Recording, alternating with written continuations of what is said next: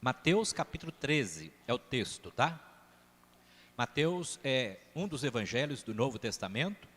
Você vai encontrá-lo lá, mas no final da Bíblia. A Bíblia, ela tem 66 livros, sendo 39 no Antigo Testamento e 27 no Novo. E o Evangelho de Mateus é o primeiro livro do Novo Testamento. Acharam? Mateus capítulo 13, a partir do versículo 1, diz assim: Tendo Jesus saído de casa naquele dia, estava sentado junto ao mar, e ajuntou-se muita gente ao pé dele, de sorte que, entrando num barco, se assentou, e toda a multidão estava em pé na praia. E falou-lhes de muitas coisas por parábolas, dizendo: Eis que o semeador saiu a semear. E quando semeava, uma parte da semente caiu ao pé do caminho, e vieram as aves e comeram-na. E outra parte caiu em pedregais, onde não havia terra bastante, e logo nasceu, porque não tinha terra funda. Mas vindo o sol, queimou-se e secou-se, porque não tinha raiz. E outra caiu entre espinhos, e os espinhos cresceram e sufocaram-na. E outra caiu em boa terra, e deu fruto, um a 100, outro a 60 e outro a 30. Quem tem ouvidos para ouvir, que ouça. Deus abençoe a sua palavra nos nossos corações. Vamos fazer uma oração? Pai, em nome de Jesus, teu filho amado, te louvamos pelo privilégio que o Senhor nos concede mais uma vez de estarmos aqui na tua casa para sermos instruídos e abençoados pela tua palavra. Abençoa cada um dos teus servos e servas, tanto os que estão presentes, como aqueles que nos acompanham de casa ou do trabalho, onde quer que eles estejam, que a mão do Senhor possa guardá-los e protegê-los. Espírito Santo de Deus, fala conosco, abre o nosso entendimento, nos dê discernimento da tua palavra, no nome de Jesus. Amém. O tema da mensagem é o semeador. Essa parábola, a parábola do semeador, ela é a primeira de muitas outras parábolas que você vai encontrar aqui no capítulo 13 de Mateus. É interessante que Jesus, ele utilizava a linguagem de parábolas. O que é uma parábola? Parábola é uma história com um fundo real, com algo que existe verdadeiramente, mas que tem uma mensagem espiritual, que tem uma lição para a nossa edificação espiritual. E Jesus, se você for observar, ele fazia muito uso desta prática, contar histórias, histórias de edificação, histórias de cunho natural, mas visando alcançar o lado espiritual das pessoas. Porque Jesus, ele sabia muito bem que o ser humano é formado de corpo, alma e espírito. E nós, muitas vezes, nós ficamos tão reclusos no natural, ficamos tão presos naquilo que é palpável, que é visível, que muitas vezes nós desprezamos o nosso espírito, ou o lado espiritual, o lado sobrenatural. E aqui, em Mateus capítulo 13, Jesus, ele faz uma narrativa de 3 parábolas falando sobre semente. Não sei se vocês observaram. A primeira é esta aqui, a parábola do semeador. A parábola do semeador fala da quantidade de semente. Ele fala assim que uma porção de semente caiu à beira do caminho, caiu no meio de pedras, caiu no meio de espinhos e depois, por fim, caiu numa boa terra. Depois, se você for olhar um pouco mais à frente, você vai ver a parábola do grão de trigo e do joio, que também são sementes. Aqui, ele já não fala mais de quantidade, mas ele fala de qualidade. Se você for ler um pouco mais para frente, você vai encontrar a parábola do grão de mostarda. E aqui ele não fala nem da qualidade, nem da quantidade, mas sim ele fala do tamanho da semente. Bom, mas o texto que nós lemos, Mateus capítulo 13, é uma narrativa interessante, irmãos, que tem muita, mas muita lição para as nossas vidas, para a nossa edificação. E a beleza da palavra de Deus é justamente isso. Você não pode ler a Bíblia simplesmente para tentar decorar os versículos, mas, sobretudo, você, eu, nós precisamos ler a palavra, meditar na palavra, examinar a palavra, guardar a palavra e praticá-la, colocar em prática no nosso dia a dia. E Jesus, ele contou aqui no capítulo 13, como eu falei, algumas parábolas falando sobre semente. E somente duas dessas parábolas que Jesus deu a explicação para os seus discípulos. Porque as parábolas, muitas vezes, não eram tão bem compreendidas pelos seus ouvintes. Principalmente os discípulos que eram pessoas que estavam mais voltadas para o natural. Eles ainda não haviam sido, tocados no lado sobrenatural, no espiritual, mesmo vendo Jesus operando sinais, prodígios e maravilhas, mesmo vendo Jesus curar, libertar, transformar, ainda assim eles se localizavam pelo que era palpável, pelo que era material, pelo que era natural. Tanto é que, assim que Jesus falou essa parábola, os seus discípulos o chamaram à parte e perguntou: mestre, o que significa esta parábola? Então, eu não preciso tentar explicar a parábola para vocês, porque o próprio Jesus, aqui no texto, ele nos explica esta parábola. Ele tanto explica a parábola do semeador, quanto também a parábola do joio e do trigo. Então, vamos lá, sem mais delongas, qual é a explicação de Jesus para esta parábola? Eu disse para vocês que o tema da mensagem é o semeador. Quem é o semeador aqui, falado por Jesus? Esse semeador aqui é a pessoa do Espírito Santo. Jesus estava contando a parábola. Quando ele falava algo, as palavras dele não eram apenas palavras dele, mas ele mesmo disse aqui no Evangelho, que as palavras que eu vos digo são espírito e vida. Então, este semeador que Jesus narrou na parábola do semeador, é o Espírito Santo. E ele não só semeou nos dias de Jesus, como tem semeado também nos nossos dias. Se o Espírito Santo é o semeador, quem é a semente? A semente é a palavra de Deus. Hoje, você, meu amado, minha amada, que está aqui presente, vocês estão nos acompanhando por meio do YouTube, e você está sendo, neste momento, semeado por meio da palavra de Deus. Você está recebendo aí uma porção da palavra de Deus, aonde? No seu coração. E Jesus, aqui, na parábola do semeador, ele narra 4 situações em que essa semente, que é a palavra de Deus, caíram. E se você for observar, essas sementes, elas produziram de uma certa forma. Vou explicar daqui a pouco. Mas algumas sofreram algumas resistência. E aqui, eu digo sem medo de errar, que a maioria de nós aqui já ouvimos uma palavra vinda da parte de Deus, e muitas vezes nós não demos tanto crédito quanto ela merecia.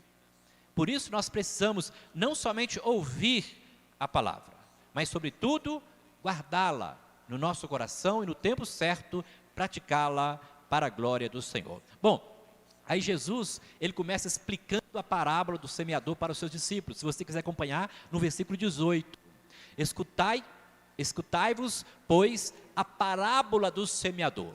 Aí Jesus começa a explicar o que ele havia falado. Ele falou de uma forma figurada, ele falou de uma forma meio parabólica, e agora ele vai destrinchar, ele vai explicar, não tão detalhadamente, mas de uma forma assim mais que superficial, o que significa cada uma daquelas situações em que a semente, que é a palavra de Deus, recebeu. Diz assim, versículo 19: ouvindo alguém a palavra do reino e não a entendendo, vem o maligno e arrebata o que foi semeado no seu coração. Este é o que foi semeado ao pé do caminho. Tem uma tradução que fala à beira do caminho. O que Jesus nos explica aqui, nessa primeira porção de semente que caiu à beira do caminho? Ele nos fala que, muitas vezes, pessoas ficam tão desapercebidas com a palavra de Deus, elas ficam tão sem entendimento do que Deus está querendo falar com elas, que o maligno, aqui representado pelas aves dos céus, vem e rouba a palavra que foi semeada à beira do caminho. Eu não sei se vocês já perceberam que quando alguém lança uma porção de semente à beira do caminho, por que Jesus fez menção de beira do caminho? A beira do caminho geralmente é uma terra pisada, é uma terra muito seca, é uma terra muito dura, é uma terra resistente à semente. E foi justamente isso que aconteceu. Uma porção de semente caiu à beira do caminho e ela não encontrou uma terra suficiente para se aprofundar. Vieram as aves dos céus e a comeram. E a figura utilizada por Jesus, que aves dos céus, representa espíritos malignos. Eu não sei se você crê, mas o mundo espiritual é real. Assim como Deus existe, também existe o mal, o diabo e os seus agentes malignos. A Bíblia fala que 2/3 dos anjos se rebelaram contra Deus, seguindo Satanás. E o projeto deles é justamente impedir que eu e você venha ter acesso direto à palavra de Deus. João capítulo 10, versículo 10 fala que o ladrão veio para roubar, matar e destruir. Ele não quer que nós entendamos a palavra, e muito menos que praticamos a palavra. E é por isso que muitas vezes pessoas que não são tão vigilantes, antes mesmo de sair aqui da reunião de culto, o inimigo vem e rouba a palavra que foi semeada, aqui representada pela semente que o semeador semeou. Então, a primeira explicação aqui da semente que caiu à beira do caminho é justamente essa. São espíritos malignos que vêm para roubar a palavra de Deus. E como que ele rouba?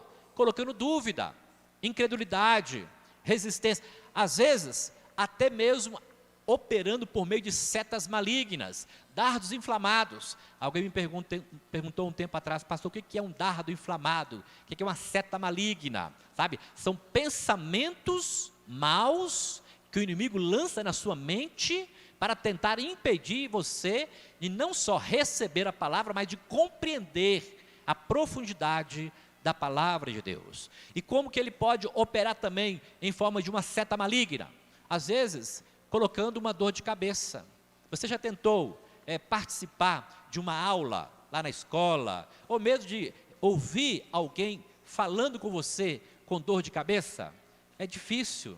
Então, o inimigo ele tem muitas artimanhas para tentar roubar a semente que é a palavra de Deus, de alcançar a nossa mente, o nosso coração, e automaticamente produzir frutos para a glória do Senhor. Então, toda vez que você for ouvir a palavra, toda vez que você for ler a Bíblia, peça a Deus para colocar na sua cabeça o capacete da salvação. Já viram essa expressão lá em Efésios capítulo 6? O apóstolo Paulo, ele usa essa expressão, entendeu? E colocai sobre vós o capacete da salvação. Para quê? O capacete é para proteger a cabeça, proteger a sua mente, proteger das setas malignas, dos dardos inflamados, porque o inimigo vai fazer de tudo para roubar a preciosa semente que é a palavra de Deus, para que ela não venha frutificar no teu coração e automaticamente te impedir de ser abençoado e alcançar o projeto e o propósito de Deus para a sua vida. Bom, então está aí a primeira explicação. No versículo 20, Jesus vai estar explicando agora aquela semente que caiu entre pedras, ou entre pedregais. Diz assim, ó, porém, o que foi semeado em pedregais é o que ouve a palavra e logo a recebe com alegria, mas não tem raiz em si mesmo.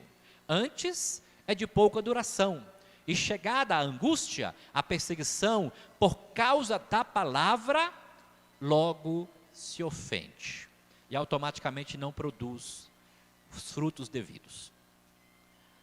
A semente que cai em meio aos pedregulhos, aos pedregais, às rochas, às pedras, são aquelas pessoas que recebem a palavra e no primeiro momento ela se alegra, ela fica feliz. Por quê? Irmãos, não tem palavra mais profunda e poderosa do que a palavra de Deus.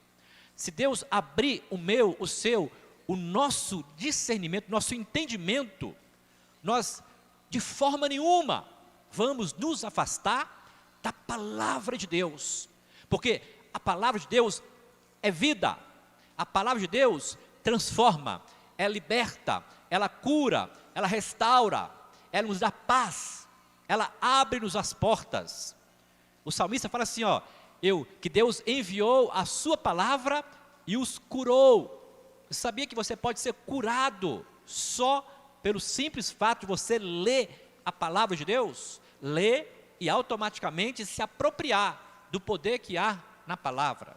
Então, Jesus, ele fala que aquela palavra que foi semeada no meio dos pedregulhos, são aquelas pessoas que recebem a palavra, elas se alegram. Eu creio que a maioria de nós aqui já passamos por situações como esta, de sermos abençoados por meio da palavra, principalmente nos primeiros meses ou anos de conversão, que é o momento em que nós estamos no chamado primeiro amor. Nós tivemos o nosso entendimento, o véu foi rasgado, os nossos olhos espirituais passaram a ser ativados, e nós passamos a ter uma visão mais completa do que a vida nos representa, de que nós não estamos aqui por acaso, que Deus tem um plano na nossa vida. Então, quando nós tivemos esse primeiro contato com a palavra de Deus, nós nos alegramos, nós festejamos, nós tínhamos prazer em vir nos cultos, em ler a Bíblia, em orar, participar das vigílias, enfim, buscar a presença do Senhor. Mas passou-se o tempo, vieram as perseguições, as tribulações, como Jesus explica aqui, ó, e chegando a angústia, a perseguição, por causa da palavra, logo se ofende. Quantas e quantas pessoas receberam a preciosa semente que é a palavra de Deus, mas que ela está morta hoje, porque não suportaram as perseguições, não suportaram os trancos da vida, não suportaram as tribulações que todos nós, independente de religião, crendo em Deus ou não, vamos passar. Mas eu não sei explicar, mas é claro que aqueles que se determinam em buscar a presença do Senhor, parece que as provas são avolumadas, elas crescem mais, elas são multiplicadas. Até porque eu creio que são 2 pontos que nós precisamos atentar quando isso nos ocorre. Quais são os 2 pontos? Primeiro, nós estamos sendo provados por Deus. Quando você realmente abre o seu coração e quer andar seguindo o Senhor, Deus vai provar a minha, a sua, a nossa fé, para ver se realmente nós estamos buscando-o de todo o nosso coração, porque muitos são chamados, mas poucos são os escolhidos, diz a Bíblia. O segundo ponto é com relação às próprias perseguições malignas, que eu falei aqui no início. Muitas pessoas são perseguidas pelo maligno. E quando elas não são perseguidas pelo maligno pessoalmente, o maligno utiliza outras pessoas, ele terceiriza a perseguição. Ele faz com que outras pessoas, às vezes da nossa própria casa, pessoas que nós amamos, se colocam como resistência para que nós venhamos a permanecer firme na presença do Senhor. Então, Jesus, ele nos mostra que aquela porção de semente que caiu no meio de pedras, representa aquelas pessoas que se alegram no primeiro momento, mas que não suportam as provas, que não suportam as perseguições. E aqui, eu sempre falo isso aqui para vocês, irmãos, nós vivemos num país abençoado por Deus. O nosso país, ele é uma nação laica. Aqui, qualquer pessoa pode ter a religião que quiser. Nós temos adoradores de Deus e de demônios. Nós temos religiões N's. Nós temos pessoas que creem exclusivamente em Jesus. Mas nós temos outras religiões que creem em Jesus e outros deuses. Então, nós somos privilegiados porque nós não sofremos nenhuma perseguição. Ai de nós, se estivéssemos, por exemplo, morando ou vivendo lá em Gâmbia, onde nós temos missão, na África. Gâmbia é uma cidade da África. Nós temos missionários lá, a missionária Geni, o pastor Leôncio, a missionária Gemima estão lá servindo a Deus. Eles não podem ler Bíblia, eles não podem andar com Bíblia, não podem falar do Evangelho, porque se falarem são perseguidos e até mortos. Nós somos abençoados, nós temos liberdade. Você pode andar com a Bíblia na mão aí na rua, você pode ir lá na Praça 7, ou qualquer praça aqui do bairro, e falar de Jesus. Alguns vão zombar, outros vão desprezar, mas ninguém vai te perseguir, ninguém vai te matar. A Bíblia fala que aquela pessoa que recebe a palavra, mas não sabe suportar as perseguições da vida, elas vão desanimar, vão se desmotivar, e não vai produzir frutos devidos àquela semente que ela recebeu inicialmente. E Jesus completa dizendo aqui no versículo 22, e o que foi semeado entre espinhos é o que ouve a palavra, mas os cuidados deste mundo e a sedução das riquezas sufocam a palavra e fica infrutífera. A terceira porção de semente que caiu entre espinhos representa aquelas pessoas que recebem a palavra. Elas têm no primeiro momento o impacto de que receberam a palavra de Deus. Elas se alegram, porque o seu nome está escrito no livro da vida. Mas aí, diz a Bíblia que ela passa a ser seduzida pelas coisas da vida. Você já viu a expressão que o apóstolo Paulo usa lá para o jovem Timóteo? Ele fala assim que nós não devemos embaraçar em negócios dessa vida, a fim de agradar aquele que nos arregimentou, ou aquele que nos chamou, no caso, o Senhor Deus. E Jesus aqui nessa parábola, ele fala que aquela pessoa que recebe a palavra, ela se alegra no primeiro momento, mas ela vai poder ser seduzida. Todos os dias nós somos assediados por inúmeras situações para tentar roubar o poder transformador da palavra de Deus em nossas vidas. Aqui, Jesus, ele fala sobre a sedução das riquezas. A Bíblia fala que um certo jovem chegou perto de Jesus e disse: mestre, o que é que eu tenho que fazer para herdar o reino de Deus? Jesus pergunta para ele: você conhece os mandamentos? Você conhece a palavra de Deus? Ele diz: eu os conheço, desde quando eu era pequeno, eu sempre os pratico. Aí Jesus vira para aquele jovem e diz: então uma coisa só te falta, vai, vende tudo que tem, distribui para os pobres e depois siga-me. Olha que tristeza, irmãos. Diz a Bíblia que aquele jovem, ele abaixou a cabeça e foi embora. O Evangelho de Lucas, somente Lucas que registrou isso, que Jesus amou aquele jovem. Os outros evangelistas, eles não fizeram essa nota de rodapé, mas o médico Lucas, ele deixou claro, Jesus amou aquele jovem. A pergunta é, então por que Jesus não salvou ele? Sabe por quê?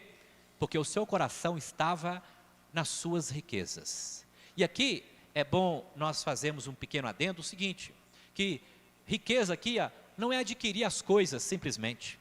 Todos nós precisamos sim adquirir uma casa, um carro, de repente comprar um sítio, enfim, melhorar de vida.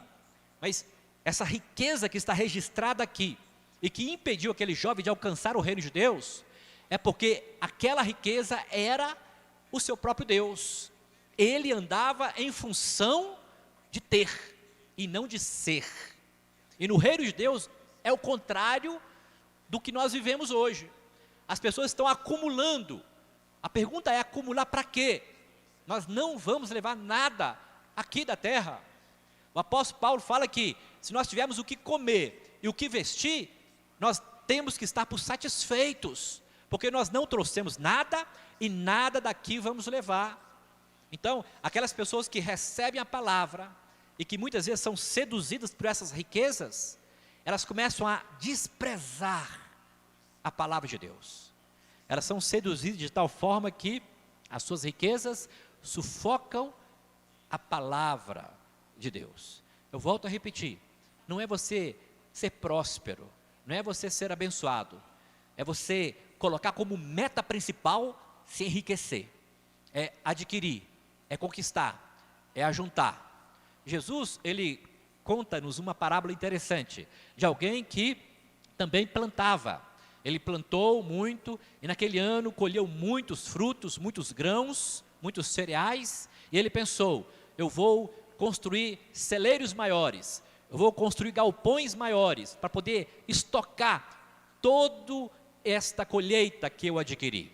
Aí Jesus fala: louco, não sabes que ainda esta noite te pedirão a tua alma? E a pergunta que bate no nosso coração é: ajuntar para quê, se nós não vamos poder levar nada? Então muitas pessoas, elas são sufocadas em ter, em adquirir, em conquistar. Inclusive muitas pessoas deixam até de buscar a Deus por causa disso. Me lembro um fato que ocorreu aqui alguns anos atrás, de alguém que estava desempregado, nos pediu oração, nós oramos, fomos para o monte, pagamos um preço, fizemos uma consagração, um jejum. Deus abriu várias portas, porque Deus é assim, quando Ele abre porta, Ele escancara. Mas aí, muitas vezes Deus abre-nos portas para que nós venhamos a ter discernimento de qual porta entrar.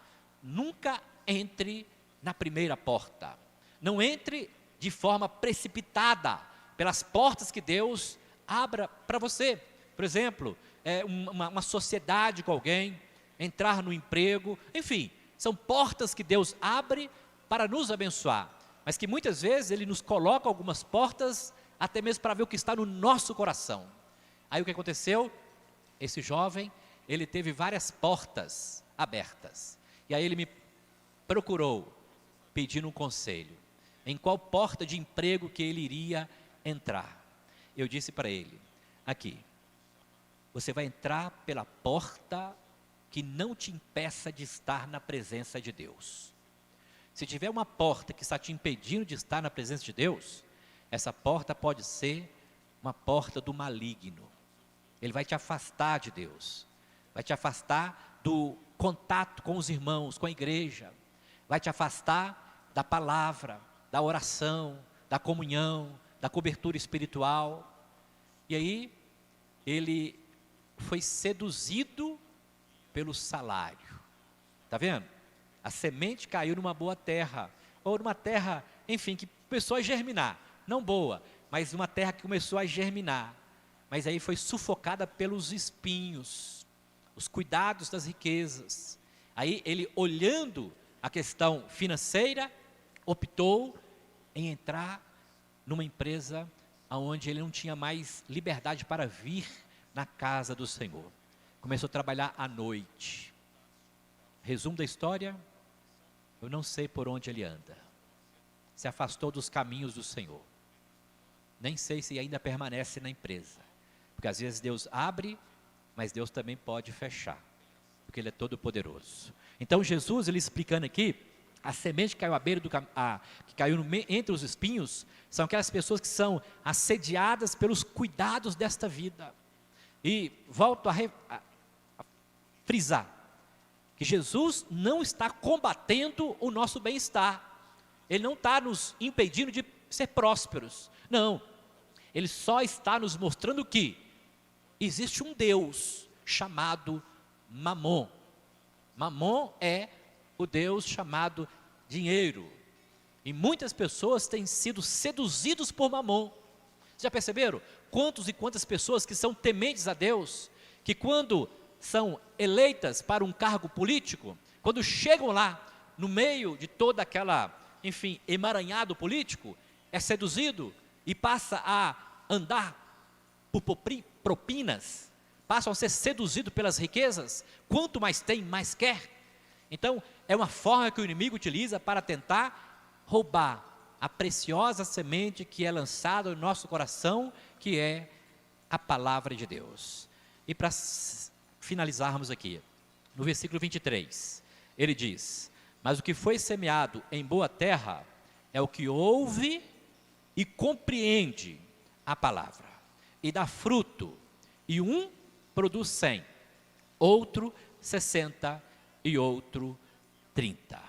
Ele encerra sempre falando o positivo, o lado bom. Ele começou com o negativo, 3 situações negativas, mas encerra falando sobre o positivo. E é justamente aqui que nós precisamos atentar. O meu, o seu, o nosso coração é uma boa terra, amém? Uma terra boa onde a semente, que é a palavra de Deus, ela vai cair e vai produzir. Agora, que produtividade é esta? Nós temos 2 tipos de frutos na Bíblia. A Bíblia fala sobre o fruto natural e fala sobre o fruto espiritual. O fruto natural, você vai encontrar lá em Gálatas capítulo 5, versículo 22. E o fruto do Espírito é amor, bondade, fidelidade, mansidão, domínio próprio. Contra estas coisas não há lei. Então, quando nós recebemos a palavra de Deus, nós somos transformados. Nós passamos a andar movidos pelo direcionamento da palavra. Não andamos mais segundo o nosso entendimento, porque a Bíblia se torna lâmpada para os nossos pés e luz para os nossos caminhos. Nós passamos a ver adiante. Nós não focamos apenas no aqui, agora. Nós passamos a ter uma visão do todo. Nós não nos preocupamos simplesmente com o nosso bem-estar aqui na terra, mas nós passamos a nos preocupar com a nossa vida na eternidade. Então, quando você recebe a palavra de bom grado, ela passa a produzir frutos, ela passa a germinar em você. Já perceberam? Pessoas que roubavam, quando se convertem, param de roubar. Pessoas que matavam, quando se convertem, param de matar. Pessoas que faziam coisas absurdas antes da conversão, antes de receber a palavra no seu coração, elas tinham uma atitude, mas após, elas passam a ser vistas diferentemente pela sociedade. Um dos exemplos bíblicos é justamente o apóstolo Paulo. Ele era perseguidor da igreja. Ele perseguia a igreja de tal forma que ele consentiu na morte de Estevão. Mas depois que ele teve um encontro com Jesus Cristo, quando ele recebeu a palavra de Deus no seu coração, quando ele recebeu a preciosa semente, a semente caiu numa boa terra, ele passou agora a ter uma visão mais espiritual das coisas. De perseguidor, ele passou a ser perseguido. Fazia o mal, agora fazia o bem, inclusive aqueles que faziam mal para ele. Então, a semente caiu na boa terra, representa isso. Pessoas que não somente ouviram a palavra, mas guardaram e a praticaram. Jesus, em Mateus capítulo 7, ele fala assim, que o homem prudente, a mulher prudente, é aquele ou aquela que ouve as minhas palavras e as pratica. E ele é comparado com aquele que edificou a sua casa sobre uma rocha. Vem o vento, a tempestade, a chuva, bate contra aquela casa, mas ela permanece de pé, porque a semente caiu numa boa terra, produziu frutos, a pessoa está firmada na fé, ela não se abala por nada. A vida dela agora é direcionada pela semente, que é a palavra de Deus. E Jesus diz, lá em Mateus capítulo 24, versículo 35, passarão céus e terra, mas a minha palavra não passará. Lá no livro de Isaías, capítulo 40, versículo 8, o profeta diz que seca-se a erva e murcha a sua flor, mas a palavra de Deus permanece para sempre. Então que essa semente, que é a palavra de Deus, possa encontrar em cada um dos nossos corações uma boa terra para produzir frutos para a glória do Senhor. Aleluia! Glória a Jesus. Deus abençoe a sua palavra nos nossos corações. Vamos orar, amados? Vamos orar? Aqui, Deus tem um plano na sua vida. Eu não digo isso aqui como um jargão, não é algo que eu estou simplesmente repetindo, porque é verdade, nós não existimos em vão, Deus não nos criou em vão, nós somos formados, como eu falei agora há pouco, de corpo, alma e espírito. O nosso corpo é alimentado pelo pão natural, mas Jesus disse que não só de pão viverá o homem, mas de toda a palavra que sai da sua boca. Nós somos formados também de espírito. Se o pão natural alimenta o nosso corpo físico, qual é o pão que alimenta o nosso espírito? Jesus Cristo. Ele mesmo fala assim, ó, eu sou o pão vivo que desceu dos céus. Ele veio para nos alimentar, para nos fortalecer e para nos direcionar, a fim de que o plano, projeto e propósito de Deus seja estabelecido sobre a sua vida, sobre a sua casa e sobre a sua família. E é por isso que Deus te trouxe aqui nesta noite para falar ao seu, ao meu e ao nosso coração. Feche seus olhos neste momento e peça a Deus para sondar o seu coração, peça a Ele para retirar toda a resistência, toda a barreira, toda a incredulidade, toda a dúvida, e peça para que Ele possa injetar diariamente uma porção dessa semente que é a palavra de Deus no seu coração, para que você possa crescer na graça, no conhecimento e na revelação da vontade do Senhor. Aleluia. Pai, em nome de Jesus, o teu filho amado, nós te louvamos pela tua palavra. Muito obrigado porque mais uma vez o divino semeador, o teu Espírito Santo, semeou nos nossos corações a preciosa semente que é a palavra do Senhor. Não permita, meu Pai, que a semente venha encontrar, ó Deus, resistências. Não permita que essa semente venha cair à beira do caminho. Não permita que o maligno venha roubá-la. Não permita que ela venha cair num coração, ó Deus, endurecido como pedra. Não permita que essa semente caia, ó Deus, em coração onde ela pode ser sufocada por espinhos, mas que ela possa realmente encontrar em cada um dos nossos corações uma terra fértil, uma terra fofa, macia, onde ela vai produzir frutos a 30, a 60 e a 100 para a tua glória. Abençoa cada lar, cada família aqui representado. Nós não sabemos o motivo pelo qual os teus céus vieram aqui na tua casa nesta noite, mas uma coisa nós sabemos, que o Senhor é poderoso para fazer infinitamente mais de tudo que nós pensamos, pedimos e necessitamos. Por isso alcança, Senhor, alcança este lar, alcança essa casa, alcança essa família, traz a cura, traz o renovo, a restauração, a libertação, desfaça agora toda a maldição hereditária, todo encantamento, toda seta maligna, todo dardo inflamado, tudo que se levantar contra os teus filhos e filhas não prevalecerá, em nome de Jesus Cristo. Liberta os cativos, liberta aqueles que estão presos nos vícios da bebida alcoólica, do cigarro, das drogas, da jogatina, na idolatria. Meu Deus, desperta a tua igreja, transforma no Senhor, abra as portas para o desempregado, abra as portas para quem está esperando uma indenização. Meu Deus, que tem uma causa na justiça, que a mão do Senhor possa estar operando neste momento sobre cada lar, sobre cada família, abençoa a nossa semana, nos dê uma semana de paz, saúde e prosperidade, é o que nós profetizamos sobre a tua igreja neste momento, em nome do Pai, do Filho e do Espírito Santo de Deus, e todo o povo diga amém. Graças a Deus. Se assente aí um segundinho, nós estamos chegando no final da nossa reunião de culto. A reunião termina, o culto não.